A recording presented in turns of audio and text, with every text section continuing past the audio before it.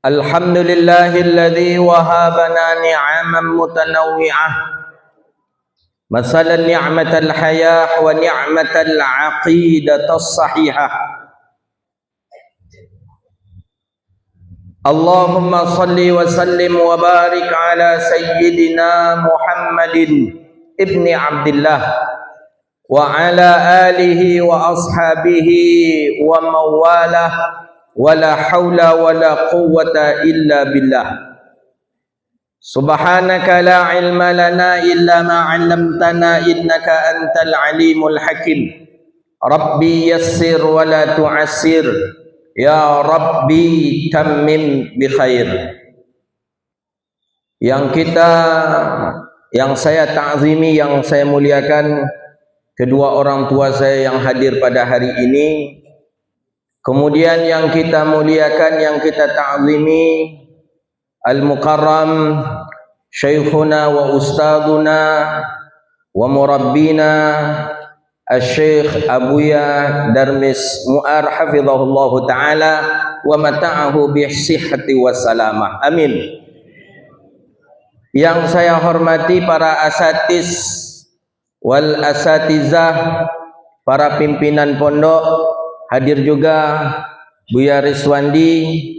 Kita sama-sama dengan beliau punya guru yang bernama Syekhuna Nuruddin Marbu Al-Banjari, dan alhamdulillah sama-sama putra Minangkabau.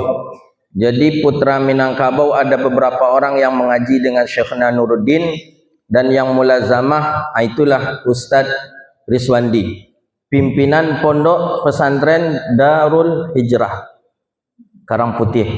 Mudah-mudahan sehat dan afiat selalu, amin. Waktu beliau mondok di Azan Bogor, saya baru pulang pertama kali dari Mesir. Waktu itu belum selesai kuliah di Mesir. Ustadz Rizwandi mondok di Azan Bogor, itu jumpa dengan beliau.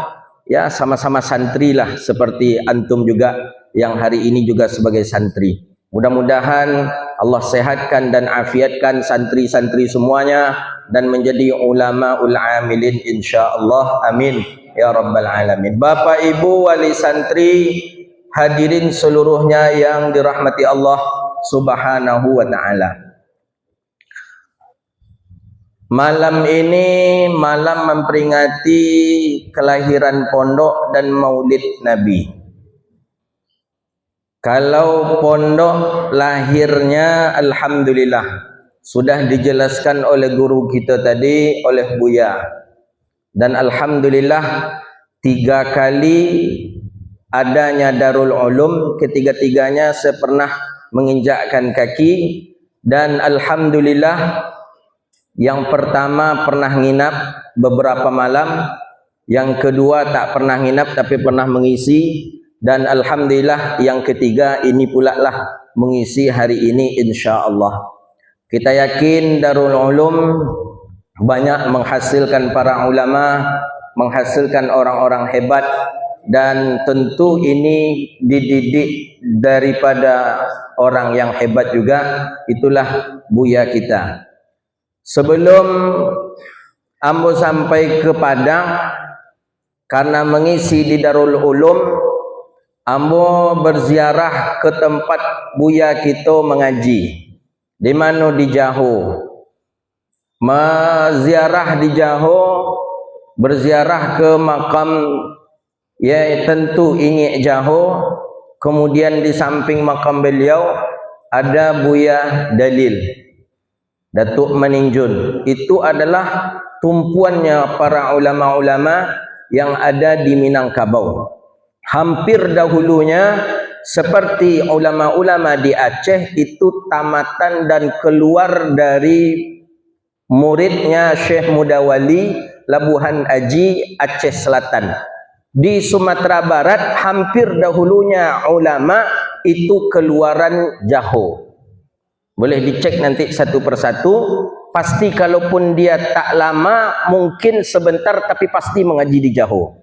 Saya punya kakek namanya Abdul Aziz, itu mengaji di Jaho tahun 1939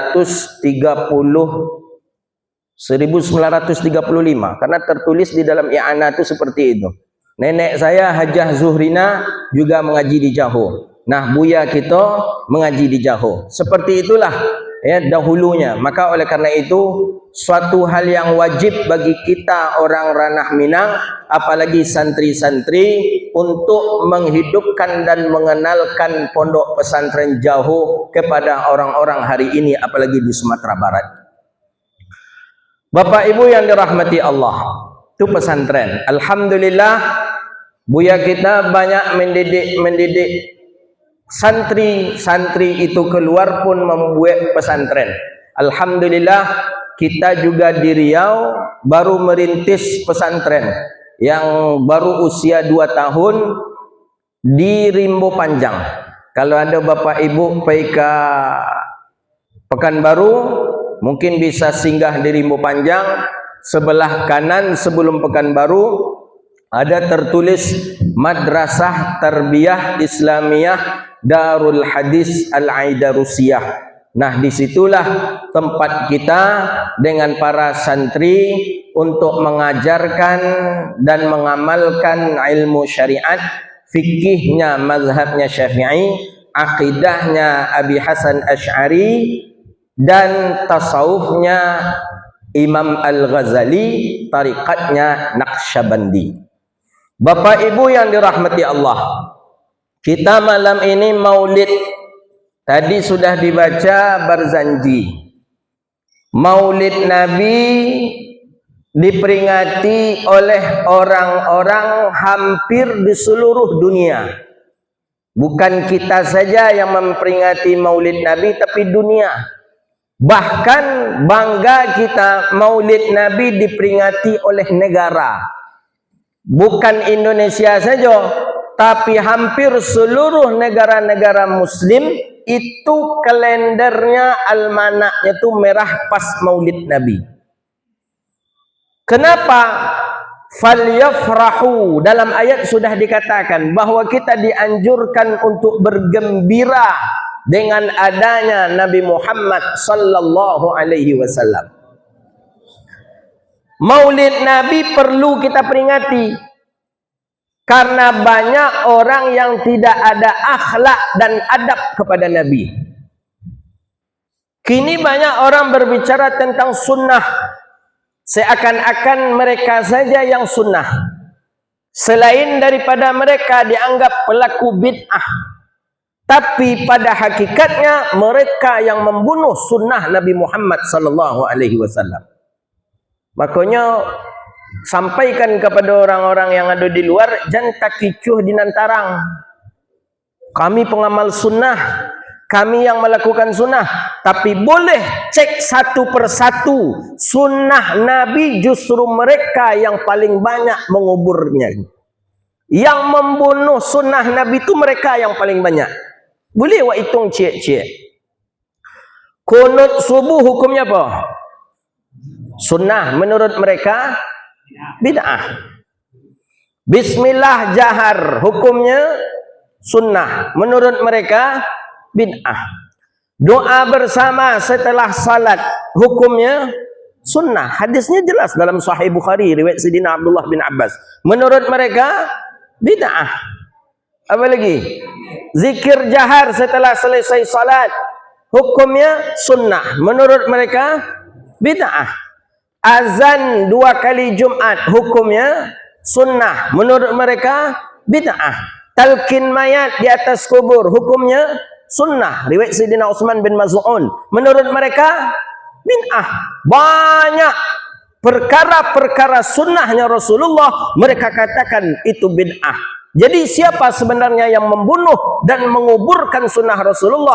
Mereka pelaku yang menuduh bid'ah. Merekalah yang benci terhadap peringatan maulid Nabi Muhammad sallallahu alaihi wasallam. Makanya maulid Nabi ini harus diperingati. Harus diperingati. Supaya apa? Lebih berakhlak dan beradab kita kepada Sayyidina Rasulullah sallallahu alaihi wasallam. Mereka banyak kurang adab, kurang akhlak ke Rasulullah. Dalam bab tasayyud saja, membaca Sayyidina mereka tak mau. Mereka tak mau membaca Sayyidina, padahal jelas hadis dalam Sahih Bukhari riwayat Sayyidina Abdullah bin Abbas. Apa kata Nabi SAW dalam Sahih Bukhari riwayat Abi Hurairah, ana sayyidu waladi adama wala fakhar. Kata Nabi SAW, aku ni sayyid, aku ni penghulu segala anak Adam, seluruh manusia yang ada di bumi ini, sayyidnya adalah Rasulullah Muhammad sallallahu alaihi wasallam. Maka dipertegas oleh Imam Bajuri dalam hasyiahnya. Tengok dalam hasyiah Bajuri ada itu. Yustahab, disunnahkan. Disunnahkan membaca Sayyidina sebelum lafaz Muhammad.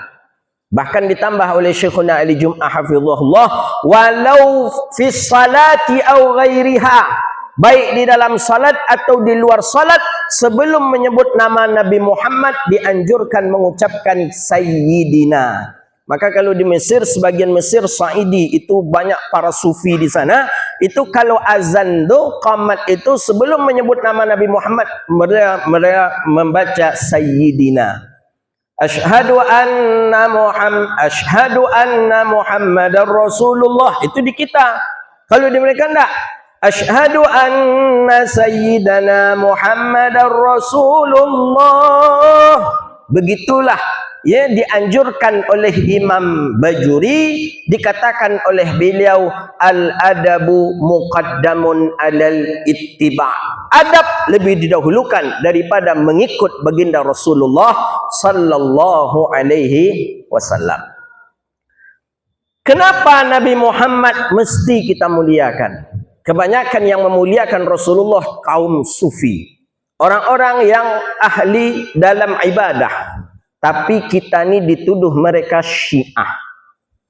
Mereka banyak menuduh kita orang sufi, orang tasawuf yang cinta kepada Rasulullah, mereka tuduh Syiah.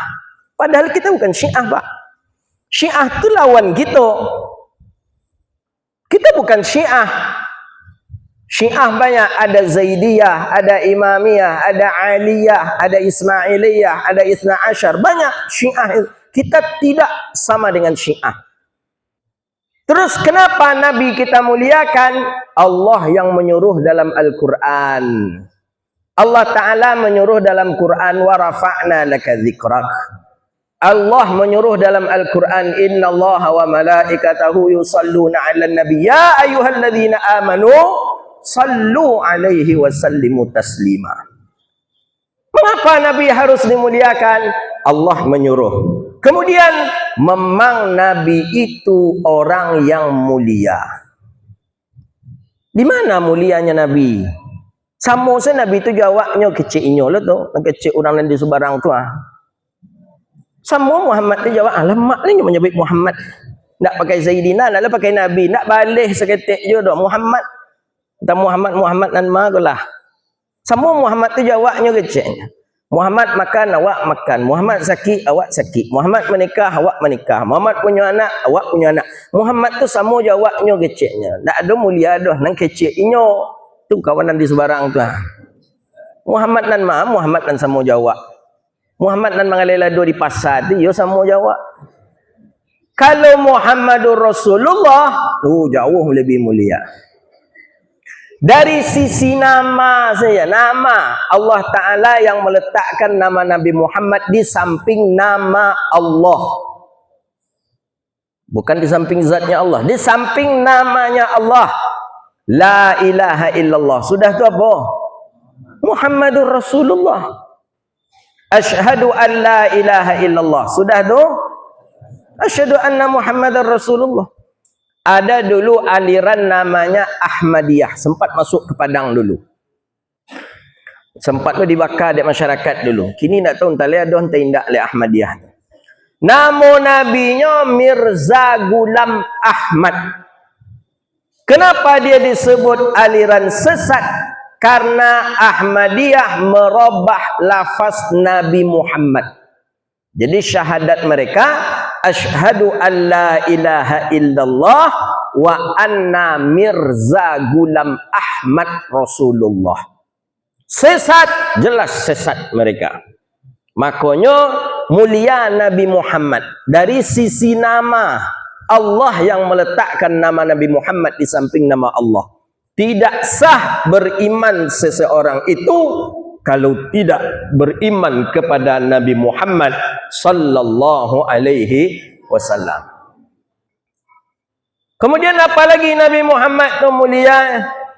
Mulia Nabi Muhammad tu dari sisi nasab. Kini sedang heboh nasab Nabi. Sedang heboh nasab Ba'alawi. Sedang heboh nasab Habaib atau Ahlil Bait. Nasab Nabi mulia. Dalam Barzanji tadi, kalau dilanjutkan sikit lagi ada itu. Nasabun tahsibul ula bihulahu qaladat hanujumahal jawda'u habadhal ikdu sudadi wa fakhari anta fihil yatimatul asma'u. Setelah itu apa kata Imam Ja'far Barzanji? Fa'akrim bihi min nasabin taharahu Allah ta'ala min sifahil jahiliyah. Setelah itu apa? Wa awrada Zainul Iraqi waridahu fi mawridihil haniyyi wa rawah. Hafal Barzanji itu wiridnya para ulama kita Barzanji itu. Kami di Padang Besi Lubuk Kilangan sampai kini tiap ada Turmandianak Barzanji. Makanya mau dari ketek lapal mau Barzanji itu. Di situ jelas fa'akrim bihi min nasabin tahharahullah. Allah Ta'ala yang mensucikan nasabnya Nabi Muhammad. Allah Ta'ala yang mensucikan nasab keturunnya Sayyidina Rasulullah sallallahu alaihi wasallam. Maka pecik elok-elok akidah kita ahli sunnah wal jamaah. Berbeda akidah kita dengan kawan-kawan kita Wahabi. Apa? Termasuk di bab iko. Menurut orang-orang Wahabi, ayah dan ibu Nabi masuk neraka. Dengarlah ceramah ustaz Wahabi itu. Lamaknya mengecek ayah mak Nabi masuk neraka keceknya. Kenapa? Karena ayah dan ibu Nabi tidak sempat beriman kepada Nabi, ayah mak Nabi lah meninggal. Maka mereka klaimlah ayah dan ibu Nabi masuk neraka. Pakcik elok-elok santri, kok akidah kita ahli sunnah wal jamaah. Pakcik elok-elok pak, bu ajan ke anak-anak kita. Karena sekolah-sekolah Wahaboy ko lah banyak kini. Banyak, bahkan secara terang-terangan mereka mengatakan kepada anak-anak TK, ayah dan ibu Nabi masuk neraka. Allah ada di langit. Kau sasik loh. Ndak ikut ajaran guru-guru kita, ndak ikut ajaran buya-buya kita. Ayah dan ibu Nabi menurut akidah ahlu sunnah wal jamaah masuk surga. Pacik elok-elok. Dalil mana? Jelas dalam Al-Quran. Wa ma kunna mu'adzibina hatta naba'atha rasulah. Tidak diazab suatu kaum sampai diturunkan seorang rasul ke dalam kaum itu. Maka kata Imam Bajuri dalam Tuhfatul Murid syarah Jauharatut Tauhid lil Imam Laqqani. Apa kata beliau? Fa zamanuhu zamanul ahlul fitrah. Zaman itu adalah zamannya ahli fitrah. Apa itu ahli fitrah? Zaman kosong wahyu, kosong nabi. Orang yang berada di zaman ahli fitrah, najun, mereka selamat dan masuk ke dalam surga Allah Subhanahu wa taala. Pacik elok-elok tu. Oh, Abu Jahal juga Abu Lahab, apa dia masuk neraka nya buya? Abu Jahal juga Abu Lahab ko karyango kareh kapalo.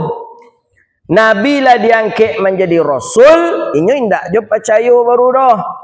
Nabi lah diangkat menjadi rasul, inyo indak jo beriman baru dah. Maka disebutlah Abu Jahal dengan Abu Lahab itu orang musyrik kekal di dalam neraka. Nah tu. Jadi Nabi Muhammad mulia dari sisi nama. Nabi Muhammad mulia dari sisi nasab. Nabi Muhammad mulia dari sisi nasab. Jadi jangan disabui pula, oh Nabi Muhammad, oh amak Nabi. Walaupun amak Nabi itu hidup di zaman jahiliyah, amak Nabi tidak pernah berzina. Amak Nabi tidak pernah makan riba. Amak Nabi tidak pernah menciluk pucuk ubi orang, tidak ada. Amak Nabi tidak ada melakukan maksiat, tidak ada. Maka ada diistilahkan, ada salam satu istilah, wulidtu, ya, dia dikatakan aku dilahirkan min arhamit tuhur, daripada rahim yang suci dan daripada sulbi yang bersih. Lahirlah seorang anak, nurun ala nur, cahaya di atas cahaya. Itulah Sayyidina Rasulullah sallallahu alaihi wasallam. Buka kitab, santri harus punya kitab Madarijus Su'ud Syarah Al-Barzanji, ditulis oleh Syekh Nawawi Al-Bantani. Tengok kalimat yatala'la'un sana, yatala'la'u sana. Ada kalimat sebelum yatala'la'u sana, apa? Yatala'la'u sana. Ada kalimat nuran, nuran yatala'la'u sana. Tengok kalimat nur di sana, apa makna nur itu? Nah, cahaya itu bukan saja cahaya yang ada pada diri baginda Rasulullah, tapi cahaya yang ada di seluruh alam. Kenapa kok bisa cahaya? Karena dilahirkan dari rahim yang suci dan dari sperma yang bersih. Itulah Rasulullah sallallahu alaihi wasallam. 3. Nabi mulia memang dari sisi jasad. Memang jasad Nabi mulia. Tak bisa kita katakan, oh Muhammad tu orang biasa. Nabi jasad mulia, Pak. Mulia jasad Rasulullah sallallahu alaihi wasallam. Buka dalam Sahih Bukhari, buka dalam Syama'il Muhammadiyah. Imam Tirmizi merawikan hadis. Buka dalam Sahih Muslim juga ada. Apalagi lengkap di dalam kitab Hilyatil Awliya fi Tabaqatil Asfiya lil Imam Abu Nuaim Al-Asfahani rahimahullah. Lengkap kemuliaan daripada tubuhnya Rasulullah sallallahu alaihi wasallam. Dan kan dikatakan dalam lam yahtalim kan ada tu, wa ma waqa'at zubabatun abadan fi jismihil hasani. Lalat tidak hinggap di tubuh Nabi. Lalat tu bahasa Arabnya zubab. Maka jangan dia gelo nama anak zubab le bapak ibu. Kalau lahirlah anak cucu dia gisi nama zubab, Zubab Saputra. Itu belangau ya anak-anak. Zubab lalat bahasa Indonesia. Bahasa Arabnya zubab. Bahasa Awaknya langau. Wa ma waqa'at zubabatun abadan fi jismihil hasani. Lalat, langau, tidak hinggap di tubuh Nabi yang mulia. Kenapa lalat tak hinggap di tubuh Rasulullah yang mulia? Nah, keringatnya Rasulullah baun minyak wangi, parfum, harum. Jelas hadis sahih Imam Ibnu Khuzaimah, riwayat daripada Sayyidatuna Ummu Sulaim radhiyallahu taala anha. Nabi tidur di siang hari. Nabi itu lalu cuma 3 kali saja dalam Muraqin Ubudiyah ada disebutkan tu. Ada tidur qailulah, ada tidur istirahat, ada tidur isti'adah. Tidur qailulah sebelum zuhur, istirahat ba'dal isya, isti'adah sebelum iqamah salat subuh. Sebelum qamat salat subuh, Nabi tidur lagi berbaring. Dalam kitab Irsyadul Ibad, Imam Zainuddin Al-Malibari ada meriwayatkan hadis itu. Nabi membaca Rabbil Jibril wa Mikail wa Israfil wa Rabbil Muhammad SAW, Allahumma ajirna minan nar. Itu sunnah diantara yang hari ini kita tinggalkan. Tak ada orang kita yang mengamalkan itu. Jarang. Antara azan dengan iqamah salat subuh dianjurkan tidur sejenak. Hadisnya jelas itu. Ya, berbaring sejenak menunggu iqamah. Ya, kita jarang mengamalkan. Dia apa dia jarang? Ya, karena sembahyang subuh qadha tarawih aja. Bila ke berbaring menjelang iqamat. Jadi Rasulullah tidur, keringat Nabi banyak. Ya, Nabi ndak lo ya di Madinah ndak lo ada pintu anginan modeko namun negari do buya. Jadi angek pas musim angek tu berkeringat. Banyak keringat Rasulullah. Diambillah di Ummu Sulaim, dimasukkan ke dalam botol kecil. Hadis sahih. Lah penuh botol ketek tadi dek keringat Rasulullah sallallahu alaihi wasallam, diselipkanlah di dinding. Selipkan di dinding botol kecil tadi. Isinya keringat Rasulullah. Nabi tidak tahu. Diambil dan Nabi dibuka dari Rasulullah. Syadidar rih, mengeluarkan wangian yang semerbak, harum. Bahkan dalam syarah hadis kita baca ahlal Madinah yarihun. Seluruh penduduk Madinah menghirup bau parfum itu. Ketika Nabi tanya, "Mahal? Ini siapa yang punya parfum ni?" kata Rasulullah. Kata orang, "Kenapa ya Rasulullah? Ada apa?" Tidak ada, kata Nabi, "Ma arihtu raihatan syadidatan ladzizun." Aku tak pernah menghirup parfum yang lebih nikmat daripada ini. Ini parfum yang paling wangi. Ini parfum yang paling harum, kata Rasulullah. Jadi kata Nabi, "Tolong belikan aku parfum ini," kata Nabi. Jadi kata Ummu Sulaim, "Hadza min ariqika syarif." Ya Rasulullah, ini bukan parfum, ini keringat engkau ya Rasulullah. Kemudian Nabi tersenyum, Nabi berikan kepada Ummu Sulaim. Hadis jelas, hadis sahih. Keringat Nabi bau parfum, wajar lalat langau ndak inggok ke tubuh Nabi. Awak sikodo keringat namun parfum? Nah, ada Pak. Awak nampal yang harum bau keringat kan bau tapai lah. Kanyang langau dah. Tu mulia jasad. Mana lagi mulia jasad Rasulullah? Hadis sahih dalam Sahih Imam Ibn Hibban, riwayat Sayyidina Abdullah bin Zubair. Nabi itu kalau damam, dua saja dan diminum dek Nabi, dan yang dilakukan dek Nabi. Minum habbatus sauda satu, sebagaimana hadis dalam Sahih Bukhari. Satu lagi bil hijamah. Hijamah tu Nabi berbekam. Bekam tu sunnah, Pak. Cuman Nabi itu berbekam dengan memakai tarih, dengan melukai dengan tarih, bukan dengan jarum. Ini ahli tabib bekam banyak pecucuk pakai jarum. Nah, sebenarnya itu bukan sunnah juga, bid'ah juga itu. Cuman bekamnya sunnah, tapi pakai tarih.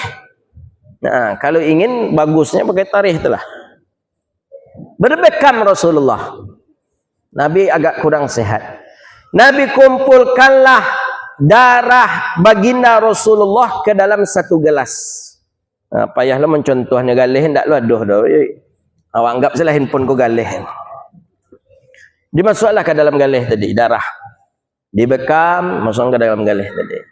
Dibekam, masuk ke dalam galih. Lapanu galih tadi oleh darah diberikanlah kepada Abdullah bin Zubair bin Awam.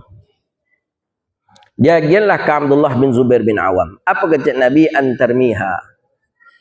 Angku Zahri ku nampal yang pandai mengerti. Mau dari ketek ambola jangku Zahri ku mau mengerti, syukuran angku. Sehat jangku Zahri, murah jo rezeki beliau, amin. Jadi disuruh dari Nabi ke Abdullah bin Zubair, kecik Nabi buang ko di tampik yang tak dicalik de orang. Iyalah ya Rasulullah. Abdullah bin Zubair bebas masuk rumah Nabi. Abdullah bin Zubair, Sayyidina Anas bin Malik itu orang-orang yang boleh lalu lalang rumah Nabi. Anas bin Malik sahibul khidmah, khadim. Sedangkan Abdullah bin Zubair kemana? Kan dek Sayyidah Aisyah, anak dari Sayyidatuna Asma binta Abu Bakrin radhiyallahu anhu. Jadi ialah pailah Abdullah bin Zubair ke belakang rumah baginda Rasulullah. Berjalan. Calik kiri dan kanan, ada je tok rumah orang berjalan je terus. Calik je kiri kanan. Lah nak nampak atuk rumah orang lain, tak ada orang lain, ke dibuanglah darah ko di Abdullah bin Zubair. Indak jadi dibuanglah. Ke kanan, ke kiri, ke muka, tak jadi dah.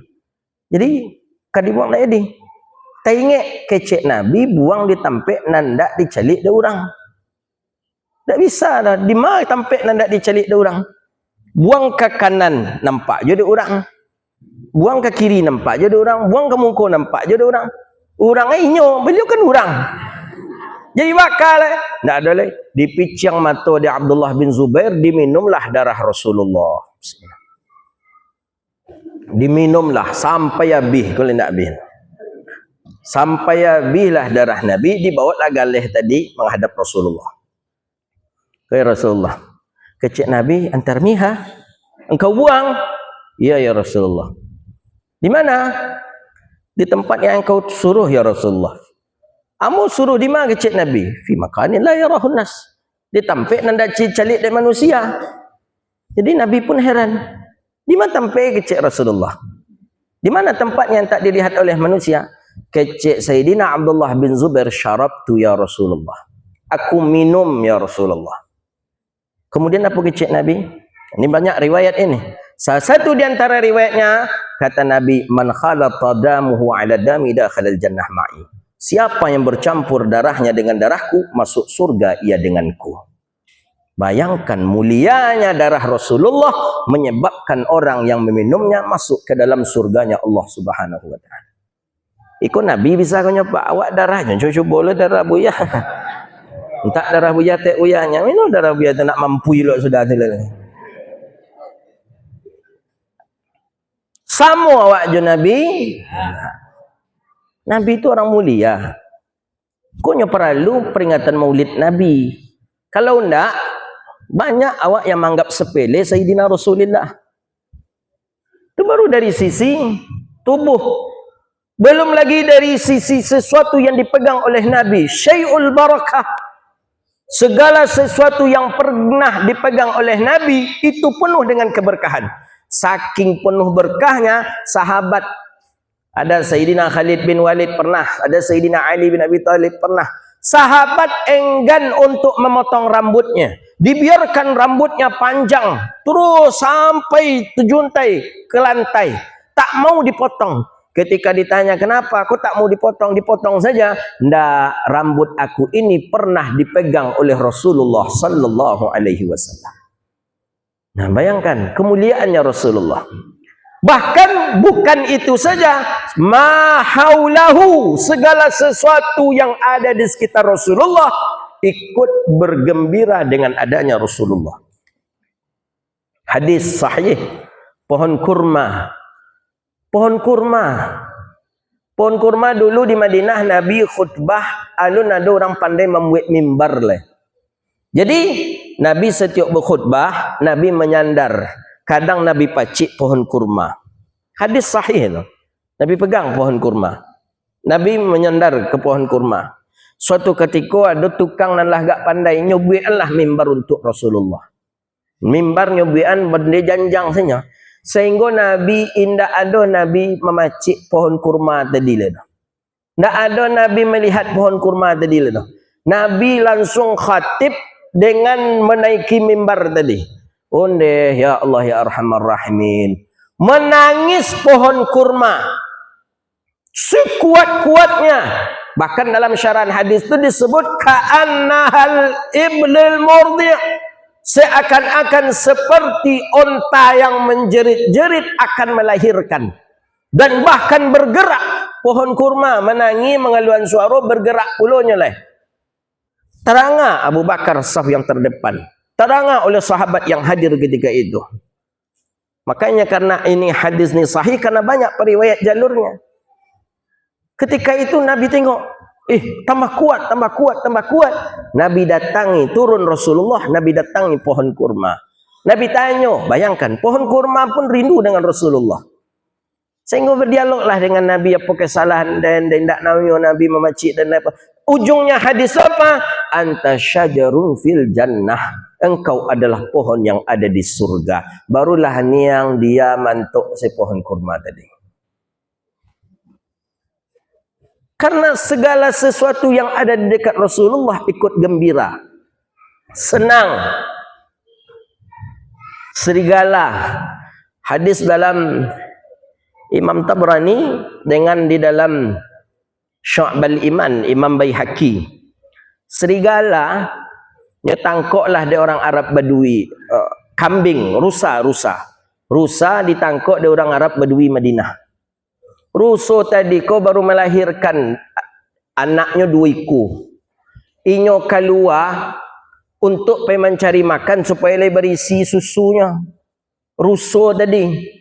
Rupanya nyo keluar dari hutan tadi, rupanya kena tangkok pula masuk ke dalam jariknya orang Arab Badui. Dibawalah dari Arab Badui ke Madinah. Nabi sedang lewat. Lama rusa mengecek ke Rasulullah, "Ya Rasulullah, ya Rasulullah, tolong lepaskan aku. Tolong bantu aku ya Rasulullah." Ditanya, "Ada apa kecek Rasulullah?" "Ini si Arab Badui menangkap aku. Aku baru melahirkan 2 ekor anak. Aku keluar ni untuk cari makan ya Rasulullah. Aku keluar ni untuk mencari makan agar ada air susuku dan aku berikan kepada anakku. Aku ya Rasulullah, jika engkau izinkan aku untuk lepas, aku nanti akan balik ke sini kembali ya Rasulullah." Apa kecil Nabi ke orang Arab Badui, lepaskanlah rusa ini. Apa kecil Badui, ku kan rezeki dan ya Rasulullah. Sama je Badui itu jawabnya. Rezeki dan kau mah kadang-kadang lapen lalamu dan menunggu-nunggu ikut kau mah lalamu dan mengintai-intainya. Kini masuk ke dalam jarik dan dia kena lapen pula ya. Itu kecil orang Arab Badui ke Rasulullah. Ndak, lepaskan ia, besok ia akan kembali ke tempat engkau ini. Yakin ya Rasulullah? Yo kecil Nabi, ana dhaminun biha. Aku yang menjaminnya kata Rasulullah. Yalah, dilapehanlah di Arab Badui rusuh tadi, batu pak bisuknya tiba rusuh tu balik ke tempat orang Arab Badui. Ujung hadis itu akhirnya dilepaskan oleh orang Arab Badui ini, rusa ini, karena telah memenuhi janjinya dengan Rasulullah sallallahu alaihi wasallam. Awak lebih bisa Pak? Jangan rusuh lah kambing awak saya lebih bisa, ayam saya ayam. Awak suruh lah lalu coba ke kambing kau besok alik bisa. Ayam hutan dapat nak awak lapehan. Rugi tak rasanya? Rugi, tapi dengan Arab Badui tak. Tu Rasulullah. Belum dengan serigala banyak. Buka dalam kitab-kitab Syama'il, banyak itu dalam kitab tarikh, banyak disebutkan dalam hadis-hadis Rasulullah. Maka oleh karena itu Nabi ini mulia. Nabi kita mulia. Mulia dari sisi nama, mulia dari sisi nasab, mulia dari sisi jasad, mulia dari sisi darah, dan Nabi juga mulia dari sisi akhlak. Akhlak Nabi mulia. Dalam Rawi Barzanji yang paling terakhir itu Imam Syekh Ja'far Barzanji menyebut kemuliaannya Rasulullah keseluruhan dari sisi akhlak. Wa kana Rasulullah sallallahu alaihi wasallam syadidal haya'i wat tawadhu'. Nabi Muhammad orangnya sangat pemalu dan rendah hati. Tawadhu'. Saking pemalunya baginda Rasulullah sallallahu alaihi wasallam, dalam sebuah riwayat hadis Nabi sedang duduk-duduk je sahabat, terbuka kain sarung Nabi. Fakashafa idharahu. Terbuka kain sarung Nabi, langsung Nabi pingsan, nampak betis, bukan lutut Nabi yang terbuka, betis Nabi saja yang terbuka oleh angin, langsung Nabi pingsan. Bayangkanlah pemalunya Rasulullah. Padahal betis bagi laki-laki bukan aurat, tapi begitulah pemalunya Rasulullah. Ibu-ibu terbuka kepala, terbuka songkok, dia pernah pingsan? Tidak. Dia apa? Kurang malu. Kau sahabat tidak punya malu, kau berang pula kawak berkau. Kurang malu.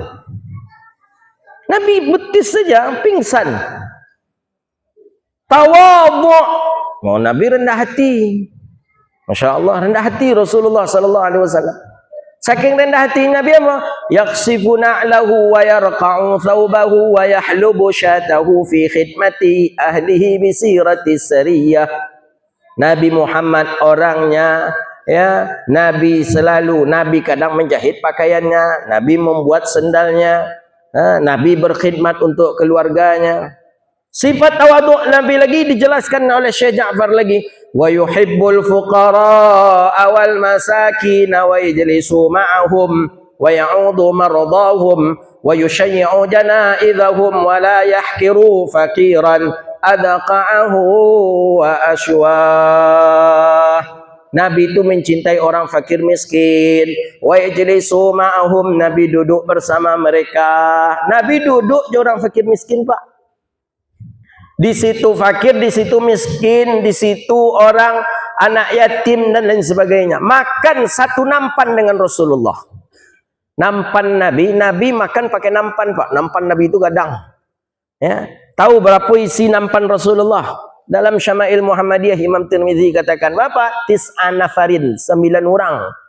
Isi nampan Rasulullah. Di situ fakir, di situ miskin, di situ tangan tu. Jadi tidak ada istilahnya di Rasulullah tu, oh kau hidangan VVIP, kau hidangan presiden suite, kan begitu kan kalau ada undang dari gubernur, wali kota, menteri, presiden. Ini undangan untuk VVIP, presiden suite. Jangan cuba-cuba ke situ le, Pak. Awak kalau nak masuk ke VIP tu tak bisa tu, Pak. Pas awak ke makan nak tiba panitia kau, Pak ini khusus VIP, Pak, presiden suite, Pak. Jadi awak tu, Pak, itu orang umum. Ikokop piringnya piring kaca, Pak, di toko badantang. Awak piring plastik, Pak. Di zaman kini macam tu, zaman Rasulullah tak ada. Nabi orang paling mulia, tak ada istilahnya VIP, presiden suite, tak ada. Yuhibbul fuqara wa yajlisu ma'ahum wa ya'udhu mardahum wa yushayyi'u janaizum. Nabi menjenguk orang sakit, orang miskin sakit dijenguk oleh Nabi. Ini kelemahan di masyarakat kita, penyakit ni mulai merembat. Orang kaya yang sakit baru dijenguk. Orang bapiti kalau nya sakit baru dijenguk. Tapi kalau orang miskin enggak. Sianu sakitnya lah, wajangok lah. Tunggu selah, kau takziah ke rumahnya lah je. Nabi tak, Pak.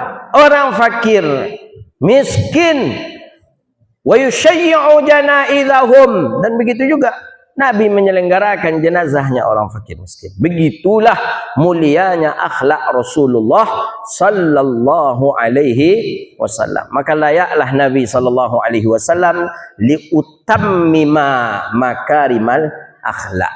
Kenapa Nabi liutammim? Karena Nabi tamam. Nabi tamam. Liutammim. Maka di sana tidak dipakai liukammil. Tidak dipakai kalimat liukammila, nah, liutammima. Kenapa liutammima? Karena kalau ukammil ada kala dia berkurang, ada kala dia sempurna. Tapi kalau liutammim dia sempurna dan tak pernah berkurang.